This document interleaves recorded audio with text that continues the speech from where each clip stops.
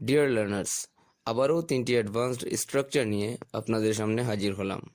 তো first structure, আমি তোমার উপর বিরক্ত, সে তাদের উপর বিরক্ত, জয় এই কাজে বিরক্ত। এখানে কোনো কিছুতে বিরক্ত হলে আমরা ইংরেজিতে বলতে পারি ফেড আপ উইথ। বাক্য তৈরির জন্য স্ট্রাকচারটি হবে subject plus helping verb plus fed up with plus other words, নয়তো ভার্ব থাকলে এর সাথে আইএনজি হবে। চলুন প্র্যাকটিক্যালি ব্যবহার করি। আমি তোমার উপর বিরক্ত, I am fed up with you. সে তাদের উপর বিরক্ত, he is fed up with them. Joy এই কাজে বিরক্ত, Joy is fed up with this work. তারা রাকিবের উপর বিরক্ত, they are fed up with Rakib. আচ্ছা, এখন চলুন সেকেন্ড স্ট্রাকচারে। অনেক হয়েছে, এখন আমাকে বলতে দাও। অনেক হয়েছে, এখন তুমি চুপ করো। অনেক হয়েছে, এখন তামিমকে ঘুমাতে হবে। এখানে লক্ষণীয় বিষয়, অনেক হয়েছে এর ইংরেজি হবে it's enough.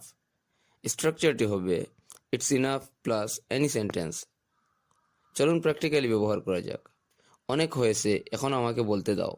It's enough, now let me talk. অনেক হয়েছে, এখন তুমি চুপ করো। It's enough, now you shut up. অনেক হয়েছে, এখন তামিমকে ঘুমাতে হবে। It's enough, now Tamim has to sleep. অনেক হয়েছে, এখন কান্না বন্ধ করো।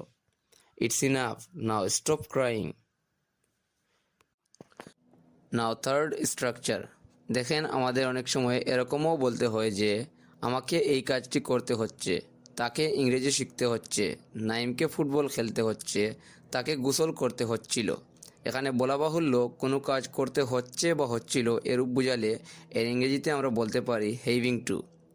এখন বাক্য তৈরির জন্য স্ট্রাকচারটি হবে subject plus am is are was were plus having to plus verb one plus object. এখন প্র্যাকটিক্যালি ব্যবহার করি। আমাকে এই কাজটি করতে হচ্ছে, I am having to do this work. তাকে ইংরেজি শিখতে হচ্ছে, she is having to learn English. নাইমকে ফুটবল খেলতে হচ্ছে, Naim is having to play football. তাকে গোসল করতে হচ্ছিল, he was having to take a bath. তাদেরকে দৌড়াতে হচ্ছিল, they were having to run.